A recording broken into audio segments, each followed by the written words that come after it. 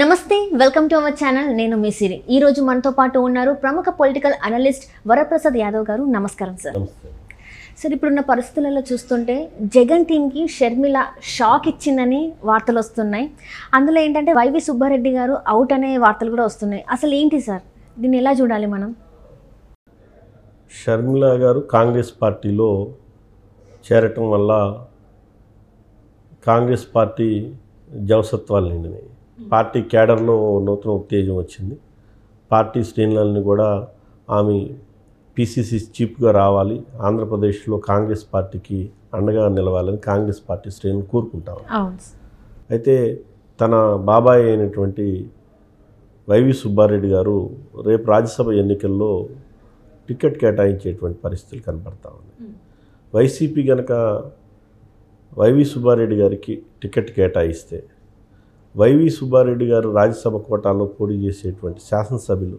ప్రక్రియ ఏదైతే 58 మంది 175 మంది శాసనసభ్యులు 3 రాజ్యసభ స్థానాలు ఖాళీ అవుతామని దానిలో ఒకటి ప్రాతినిధ్యం వహించేటువంటి అవకాశం ఉన్న సందర్భంలో 58 మంది శాసనసభ్యుల అవసరం ఏర్పడుతుంది 58 మంది శాసనసభ్యుల ఓటింగ్ ప్రక్రియలో ఏదైతే ఈరోజు కాంగ్రెస్ పార్టీని కోరుకుంటున్నటువంటి శాసనసభ్యులు ఎవరైతే ఉన్నారో వాళ్ళందరూ కూడా బయటకు వస్తే వైసీపీ పార్టీలో టికెట్ రానటువంటి శాసనసభ్యులు ఎవరైతే ఉన్నారో వాళ్ళందరూ కూడా షర్మిల గారి నాయకత్వాన్ని విశ్వసించి కాంగ్రెస్ పార్టీలో జాయిన్ అయితే ఆ 20 మంది శాసనసభ్యులతో పాటు ప్రధాన రాజకీయ పార్టీగా ఉన్నటువంటి తెలుగుదేశం పార్టీ శాసనసభ్యుల మద్దతుతో ఒక రాజ్యసభ సీట్ని గెలుపొందడానికి అవకాశం ఉంది ఇదంతా కూడా ఏదైతే వైసీపీలో ఉన్నటువంటి అసమ్మతి ఎమ్మెల్యే ఎవరైతే ఉన్నారో వాళ్ళందరూ కూడా నిర్దిష్టంగా 20 మంది బయటికి రావాలా ఆ వచ్చిన వాళ్ళు కూడా నిర్దిష్టంగా వైవి సుబ్బారెడ్డి గారికి వ్యతిరేకంగా ఓటు వేయాలా ఆ పరిణామ క్రమంలోనే వైవి సుబ్బారెడ్డి గారికి షర్మిల తొలి షాక్ ఇవ్వడం జరుగుతుంది అట్లా కాకుండా ఏదో 10 మంది శాసనసభ్యులు ఒక 8 మంది శాసనసభ్యులు బయటకు వస్తే 3వ స్థానాన్ని కూడా వైసీపీ కైవసం చేసుకునే పరిస్థితి ఉంది అయితే రాష్ట్రంలో ఉన్నటువంటి ఆంధ్రప్రదేశ్ రాష్ట్రంలో ఉన్నటువంటి ప్రస్తుత రాజకీయ పరిస్థితులు చూస్తే 10 నుంచి 15 మంది శాసనసభ్యులు బయటకు వచ్చేటువంటి పరిస్థితి ఉంది వాళ్ళు తెలుగుదేశం పార్టీలో చేరతారా లేదు అనుకుంటే కాంగ్రెస్ పార్టీలో చేరతారా అనేది వేచి చూడాలి మరో 2 వారాల్లో పూర్తిగా రాష్ట్రంలో ఉన్నటువంటి రాజకీయ పరిస్థితుల మీద ఒక సంపూర్ణమైన అవగాహన వస్తుంది ఈలోపు దానికి సంబంధించిన రాజకీయ ఎలక్షన్ షెడ్యూల్ కూడా ఏదైతే రాజ్యసభ ఎలక్షన్ షెడ్యూల్ కూడా వచ్చేటువంటి అవకాశాలు వచ్చిన తర్వాత వచ్చేటువంటి అవకాశాలు మరి తెలుగుదేశం పార్టీ కూడా వైవి సుబ్బారెడ్డి గారికి వ్యతిరేకంగా లేదు అంటే తెలుగుదేశం పార్టీ ఒక అభ్యర్థిని పోటీ పెడితే బయటకు వచ్చేటువంటి కాంగ్రెస్ పార్టీలో చేరేటువంటి శాసనసభ్యులు మద్దతు ఇస్తారా లేదా అనేది చూడాలి తెలుగుదేశం పార్టీ బలపరిచిన అభ్యర్థికి కాంగ్రెస్ పార్టీ మద్దతు ఇస్తుందా లేదా అనేది కూడా ఒక రాజకీయపరమైనటువంటి అంశం ఆ విధాన నిర్ణయాన్ని కాంగ్రెస్ పార్టీ అత్యున్నత స్థాయిలో తీసుకునేటువంటి నిర్ణయం మరి ఎన్నికలు పోటీ చేయాలని కాంగ్రెస్ పార్టీ ఆంధ్రప్రదేశ్ నాయకత్వం భావిస్తుందా లేదా అనేది కూడా వేచి చూడాలి అంటే ఇప్పుడు ఉన్న పరిస్థితులలో కాంగ్రెస్ ఏపీ కార్యదర్శిగా షర్మిల గారు ఉన్నా కూడా అంటే బాధ్యత స్వీకరించిన తర్వాత అక్కడ పుంజుకునే అవకాశాలు ఉన్నాయంటారా సార్ కాంగ్రెస్ తప్పకుండా ఆంధ్రప్రదేశ్లో పిసిసి చీఫ్గా షర్మిల గారు బాధ్యత తీసుకున్న తర్వాత ఇప్పటికే ఒక శాసనసభ్యుడు బయటికి రావడం జరిగింది కాపు రామచంద్రారెడ్డి గారు 2వ శాసనసభ్యుడిగా భావించవచ్చు ఎందుకంటే ఆయన నేరుగా సిడబ్ల్యూసి సభ్యులుగా ఉన్నటువంటి సీనియర్ కాంగ్రెస్ నాయకులు మాజీ పిసిసి అధ్యక్షులు రఘువీరారెడ్డి గారిని కలిసి మద్దతు కోరటం చూస్తూ ఉంటే 2 శాసనసభ్యులు కాంగ్రెస్ పార్టీ వైపు మొగ్గు చూపుతారనేటువంటి అభిప్రాయానికి నిర్దిష్టంగా వచ్చినట్టుగా భావించవచ్చు పిసిసి చీఫ్గా బాధ్యతలు చేపట్టిన తర్వాత మరికొంతమంది శాసనసభ్యులైతే వైఎస్ షర్మిల గారి నాయకత్వాన్ని అనుసరిస్తారనేది బలంగా చెప్పవచ్చు. అంటే ఇప్పుడు వైఎస్ జగన్మోహన్ రెడ్డికి వ్యతిరేకత చాలా పెరిగింది తాడపల్లి ప్యాలెస్లో అని చెప్పి మనం వింటున్నాం. ఇఫ్ ఇన్ కేస్ ఇప్పుడు షర్మిల గారు ఆంధ్రాకి వచ్చేసాక అంటే కాంగ్రెస్ నుంచి వెళ్ళి ఏదో ఒకటి ఒక ప్లేస్లో వస్తారు కదా కాంగ్రెస్ పార్టీ నుంచి వెళ్ళి. సో ఇక్కడ ఉన్న ఎవరైతే అసంతృప్తులు ఉన్నారో వాళ్ళు కాంగ్రెస్ పార్టీలోకి వచ్చే అవకాశాలు ఉన్నాయా, లేకపోతే టీడీపీలోకి వెళ్ళే అవకాశాలు ఎక్కువ ఉన్నాయా సార్? మెజారిటీ శాసనసభ్యులు కాంగ్రెస్ పార్టీతో కలిసి ప్రయాణం చేసే పరిస్థితి ఉంటుంది. రాజకీయాల్లో తెలుగుదేశం పార్టీలో కూడా ఆయా నియోజకవర్గాల్లో సమీకరణాలు ఇప్పుడు జనసేనతో పొత్తు ఉంది, వాళ్ళకి ప్రాతినిధ్యం అవకాశం కల్పించవలసినటువంటి పరిస్థితి ఉంటుంది. కొత్తగా వచ్చేటువంటి శాసనసభ్యుల్లో అక్కడ ఉన్నటువంటి ఆయా నియోజకవర్గాల్లో ఉండేటువంటి పరిస్థితుల్లో రీత్యా కానీ కొన్ని సందర్భాల్లో క్యాస్ట్ ఈక్వేషన్స్ ఉంటాయి. అన్నీ పరిశీలించిన తర్వాత మెజారిటీ శాసనసభ్యులు కాంగ్రెస్ వైపు మొగ్గు చూపేటువంటి అవకాశాలు ఉంది. లేదా అంటే 50-50% కూడా అవకాశం లేకపోలేదు. సగం మంది శాసనసభ్యులు తెలుగుదేశం పార్టీలో చేరిన సగం మంది శాసనసభ్యులు కాంగ్రెస్ వైపు చేరేటువంటి అవకాశాలు మెండుగా ఉన్నాయి.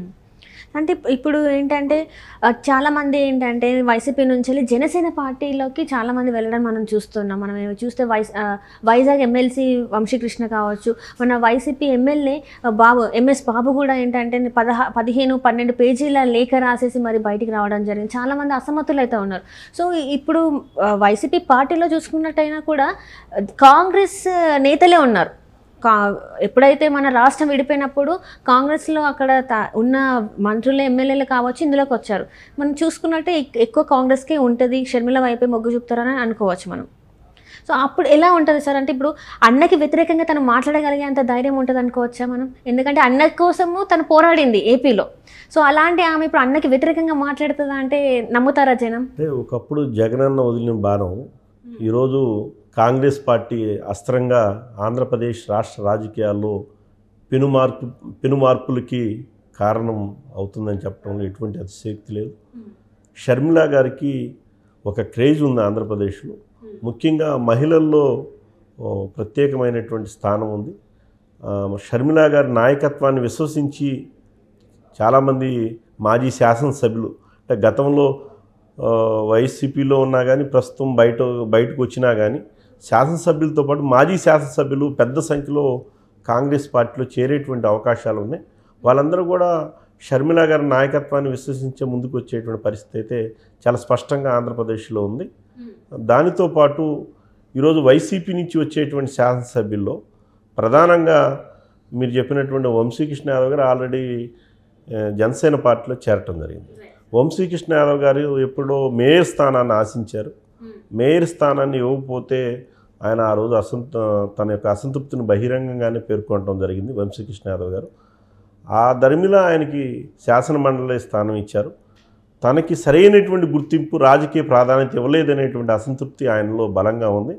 ఆ క్రమంలో తనకన్నా జూనియర్లుగా ఉన్నటువంటి వ్యక్తులకి ఎమ్మెల్యే సీట్లు ఇచ్చేటువంటి పరిస్థితి తాను తొలినాటి నుంచి వైఎస్ఆర్సీపీ పార్టీ బలోపేతానికి విశాఖ నగరంలో పనిచేశాను. నిర్దిష్టంగా ప్రతి కార్యకర్తని మరి చైతన్యపరుస్తూ ఎప్పటికప్పుడు వాళ్ళందరినీ సమీకరించుకొని పార్టీ బలోపేతాన్ని కృషి చేసినప్పుడు కూడా నాకు సరైనటువంటి గుర్తింపు గౌరవం లభించలేదని వంశీకృష్ణ యాదవ్ గారు పార్టీకి వీడి జనసేనలో చేరటం జరిగింది. ఎంఎస్ బాబు గారు ఓ ప్రత్యేకమైన పరిస్థితి. ఏ రోజు కూడా ఆయన నాకు తెలిసి రాష్ట్ర ముఖ్యమంత్రి జగన్మోహన్ రెడ్డి గారిని కూడా కలిసిన పరిస్థితి అయితే నాకు ఎక్కడ 5 సంవత్సరాల కాలంలో కనపడలేదు.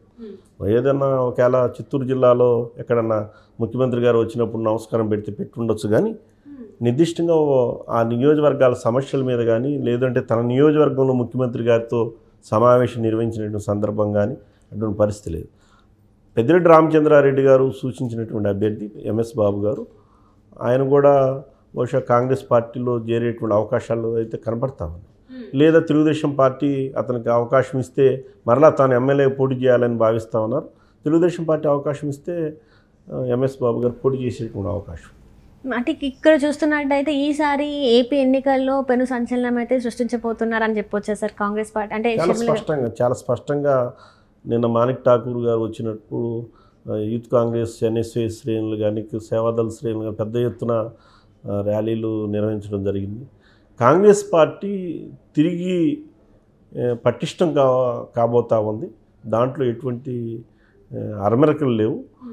కాంగ్రెస్ పార్టీ కూడా ఉన్నటువంటి నాయకుల మధ్య సమన్వయం కోసం కూడా నాయకులందరూ కూడా సమిష్టిగా కలిసి ప్రయాణం చేసే దిశగా ప్రయత్నం చేస్తూ ఉన్నారు.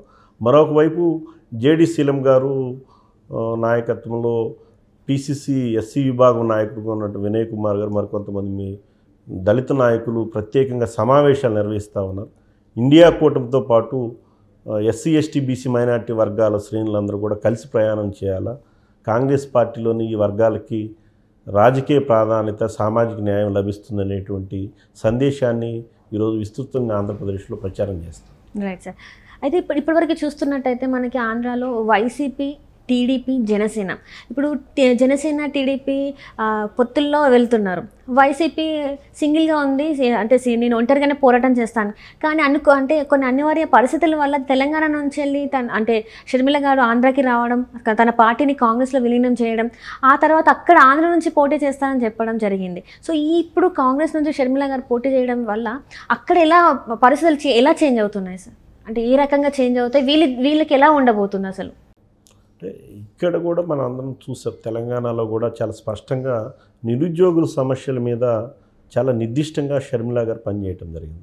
నిరాహారదీక్షలు చేసినటువంటి సందర్భంలో నిరుద్యోగ యువత నుంచి కూడా మంచి స్పందన లభించిన తెలంగాణ రాష్ట్రంలో కూడా ప్రత్యేకంగా ఇక్కడ మెగా డిఎస్సి నిర్వహించాలని, అదేవిధంగా నిరుద్యోగుల సమస్యలను పరిష్కారం చేయాలని, వివిధ రిక్రూట్మెంట్లో ఖాళీగా ఉన్నటువంటి ఉద్యోగాలని భర్తీ చేయాలని చాలా స్పష్టంగా పెద్ద ఎత్తున ఆందోళన చేశారు. ఇక్కడ తెలంగాణ రాష్ట్రంలో కూడా మంచి మద్దతు లభించింది. ఈరోజు ఆంధ్రప్రదేశ్లో కూడా నిరుద్యోగ సమస్య ఉంది. దాని మీద కూడా షర్మిల గారు బాధ్యతలు స్వీకరించిన తర్వాత స్పందించేటువంటి పరిస్థితి అయితే కనపడతా ఉంది. 2 ప్రధానమైన అంశాలు ఆంధ్రప్రదేశ్లో, ఒకటి నిరుద్యోగం, 2 ప్రత్యేక హోదా, విభజన హామీల సాధన మీద కాంగ్రెస్ పార్టీ ఎన్నికలకు వెళ్ళేటువంటి అవకాశాలు అయితే స్పష్టంగా కనబడతా ఉన్నాయి. నిరుద్యోగ సమస్యతో పాటు ఏపీకి రావాల్సినటువంటి ప్రత్యేక హోదాని సాధించడంలో అధికార పార్టీ వైఫల్యం చెందింది. 22 మంది పార్లమెంట్ సభ్యులు ఉన్నప్పటికీ కూడా ఏపీకి కేంద్ర ప్రభుత్వం మీద పోరాడి ప్రత్యేక హోదా, విభజన హామీలని సాధించడంలో వైఫల్యం చెందాలనేటువంటి ఎజెండాతో ముందుకు వెళ్తారు. దాంతోపాటు విశాఖ స్టీల్ ప్లాంట్ సమస్య ఏదైతే ఉందో దాని మీద పెద్ద ఎత్తున కూడా కాంగ్రెస్ పార్టీ శ్రేణులు ఉద్యమించడం ద్వారా ఒక ఎస్సీ ఎస్టీ బీసీ వర్గాలకి, రిజర్వేషన్ వర్గాలకి ఒక సందేశాన్ని ఇవ్వాలి. ఏదైతే ప్రభుత్వ రంగంలో ఉన్నటువంటి సంస్థలన్నింటిని కూడా భారతీయ జనతా పార్టీ కారు చౌక అమ్మేస్తూ ఉంటే రాష్ట్ర ప్రభుత్వం దాన్ని సహకరిస్తుందనేటువంటి సందేశాన్ని క్రింది స్థాయిలో తీసుకెళ్ళటానికి కాంగ్రెస్ పార్టీ ప్రయత్నం చేయబోతాం అని భావించవచ్చు. Right sir, right. Thank you sir. So ఇది ఇవాళ చర్చ.